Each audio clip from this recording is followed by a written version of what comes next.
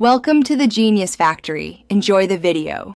In this video, I will explain how to replace a door handle on your Hyundai Sonata. Before we begin, it's important to gather all your necessary tools. You'll need a Phillips head screwdriver, a flathead screwdriver, and a trim removal tool. Also, make sure you have the correct replacement door handle ready. Working in a well-lit area will make the process much smoother and safer for everyone involved. Now, let's move on to removing the interior door panel. First, locate and remove any screw covers, then unscrew the screws holding the panel in place.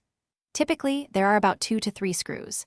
Next, use your trim removal tool to carefully pry the panel away from the door frame, starting from the bottom edge. Once loose, disconnect any electrical connectors, such as those for the window switch, to fully free the panel. With the interior panel removed, you'll need to carefully peel back the plastic moisture barrier to gain access to the door handle mechanism. Be gentle to avoid tearing it.